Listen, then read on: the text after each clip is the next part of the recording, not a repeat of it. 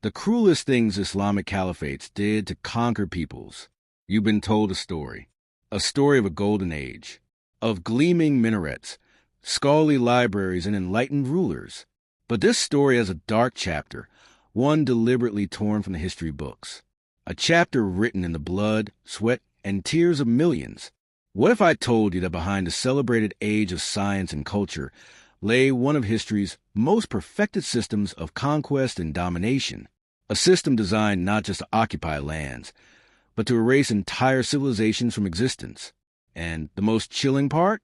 The evidence for these atrocities comes not from their enemies, but from the detailed chronicles of Arab historians themselves. Prepare yourself. This is the hidden history of the Islamic caliphates. The harvest of sons, a tax paid in children. The Ottoman Empire devised a method of human trafficking so systematic, it would make modern criminals blush. It was called the Devserm, the blood tax. Every few years, Ottoman officials would descend upon Christian villages in the Balkans like specters of death. They weren't there for gold. They were there for children. Imagine the terror. Your strongest, brightest sons, some as young as 8, inspected like livestock and ripped from your arms. Resistance meant the execution of your entire family. These boys were marched to Istanbul, their names erased, their language forbidden, their faith beaten out of them.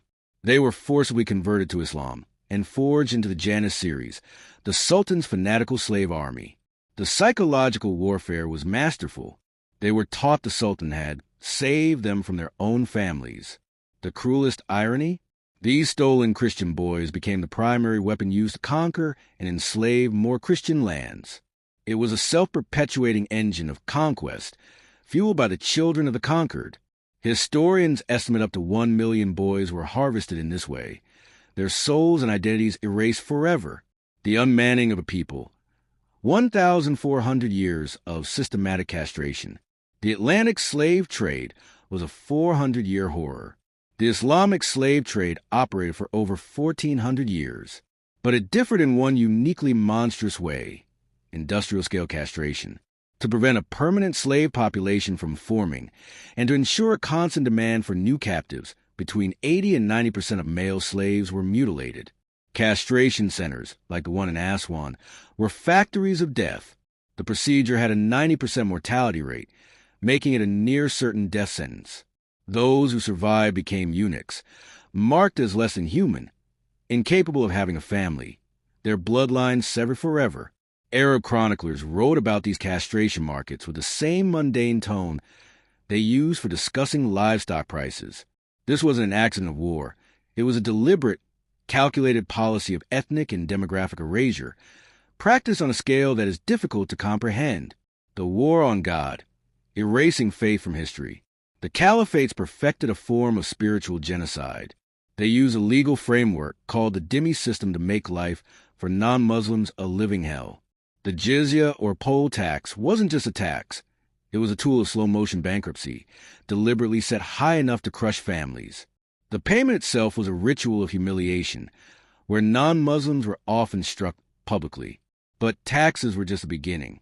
In Egypt, Coptic churches and ancient monasteries, repositories of millennia of knowledge, were systematically demolished. In Persia, Zoroastrian fire temples that had burned for 1,000 years were extinguished. In India, Mahmud of Ghazna's chroniclers boasted that he destroyed 50,000 Hindu temples, using their fragments to build mosques. This was calculated psychological warfare. By destroying the symbols of other gods, they demonstrated their powerlessness before Islam. They created a system of legal apartheid, making non-Muslim second-class citizens in their own lands until ancient communities, like the Christians of North Africa, simply vanished from history. The harem machine, the institutionalization of rape. The harem was not a romantic fantasy. It was a systematic method of breaking conquered peoples through the mass sexual exploitation of their women. Rulers like Harun al-Rashid, the hero of the Arabian Nights, kept thousands of captured women as sexual property, discarded like objects when they grew old. Slave markets throughout the empire specialized in selling women for sex. They were displayed naked for inspection, their value determined by their physical attractiveness. Islamic law itself was interpreted to provide divine sanction for this, viewing female slaves as property whom their right hand possesses. This created a constant, ravenous demand for new female captives, devastating the demographic structure of conquered regions. It was another calculated tool of domination, ensuring that the women of a conquered people became the property of the conquerors. Military victory, economic warfare, cultural genocide, sexual slavery. This wasn't random barbarism. It was a four-pronged, systematic strategy of total domination, perfected over centuries. A machine so effective that entire civilizations, with their languages, their gods, and their histories, were ground into dust and forgotten. Understanding this history isn't about hate. It's about recognizing a pattern of how a dominant culture can systematically erase another, a pattern that, in different forms, continues to echo across the world today. Narration Script 2, The Hidden Atrocities of the Mongol Conquests. Genghis Khan. The name echoes through history, a symbol of unstoppable conquest and a vast empire that stretched from the Pacific Ocean to the heart of Europe. We're told he was a brilliant strategist, a uniter of tribes, a lawgiver. But what if the foundation of that empire wasn't just built on strategy, but on a philosophy of terror so absolute it chills the blood? What if the Mongols weren't just conquerors, but architects of some of the most systematic atrocities in human history? The stories you're about to hear are not exaggerations. They are documented strategies from perfected playbook of psychological warfare, designed to make the world tremble and beg for mercy. This is the story of how the Mongols weaponized fear itself. The ultimatum, an illusion of choice. Before the first Mongol warrior ever drew a bow, the war was already being fought in the minds of their enemies. Emissaries would arrive at the gates of the city with a simple, terrifying message from the Khan. If you do not submit, we shall not know what will happen. Only the eternal sky knows. It was a masterful piece of psychological manipulation. The choice was never really a choice. It was total, unconditional submission or total annihilation. There was no negotiation, no surrender with honor. You either became a slave to the Mongol Empire, or you would be erased. By forcing this impossible choice, they broke the will of kings and commanders before a single drop of blood was shed. The human shield, a weapon made of people. For those who chose defiance, the horror began immediately. The Mongols perfected one of the most depraved tactics of siege warfare imaginable. They would round up civilians in the surrounding countryside, farmers, merchants, women, children, and force them to march at the very front of the Mongol army. Imagine being a soldier on the city wall. To defend your home, you must first fire your arrows into the terrified faces of your own people.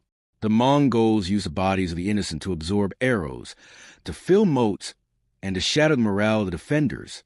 It was a calculated strategy to force their enemies to participate in the slaughter of their own countrymen, a level of cruelty that left even the most hardened warriors spiritually broken. The Pyramid of Skulls, a monument to terror. The Mongols understood that terror was a form of communication. After a city was taken, they wouldn't just kill the population. They would create monuments to their wrath. At cities like Nishapur and Baghdad, Mongol commanders would order the decapitation of every man, woman, and child. But they didn't stop there. They would systematically construct massive, horrifying pyramids from the severed heads of the dead. These gruesome structures were left outside the city ruins as a permanent, rotting billboard. It was calculated propaganda, a message in bone and blood to any other city that might consider resistance. This is your fate. This is what happens when you defy the Khan. The biological catapult, weaponizing the plague. In 1346, at the siege of the Crimean city of Kaffa, the Mongol army was being ravaged by the Black Plague. But in this disaster, they saw an opportunity. In what is considered one of history's first and most devastating acts of biological warfare, they began loading the plague-ridden corpses of their own dead soldiers onto their giant catapults. One by one, they hurled the diseased bodies over city walls. The defenders were horrified as infected corpses rained down upon them, spreading the pestilence within their fortified city. Fleeing merchants from Kaffa are believed to have then carried the Black Death into Europe, unleashing a pandemic that would kill up to half the continent's population. The Mongols didn't just conquer the living, they weaponized the dead. The erasure of knowledge, burning the world's memory. The Mongols' ultimate goal was not just to rule, but to ensure that no culture could ever challenge their own. When they sacked Baghdad in 1258, they didn't just burn a city. They targeted the intellectual heart of the Islamic world. The House of Wisdom, the largest library in the world, was utterly destroyed. Chroniclers wrote that the Tigris River ran black for days with the ink from countless thousands of priceless, irreplaceable books. Another account said the river ran red with the blood of the slaughtered scholars and scientists. It was a deliberate act of cultural extermination. They were killing the body, the spirit, and the memory of a people, ensuring that Mongol dominance would be absolute. This was the Mongol method, a system of terror so efficient. It led to the deaths of an estimated 40 million people, perhaps 10% of the entire world's population at the time. It was a campaign of intimidation, dehumanization, and cultural erasure on a scale the world had never seen. And here is the most shocking legacy of all. Geneticists now believe that 1 in every 200 men alive today is a direct descendant of Genghis Khan himself.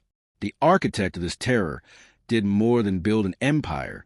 He embedded his legacy into the very DNA of the modern world.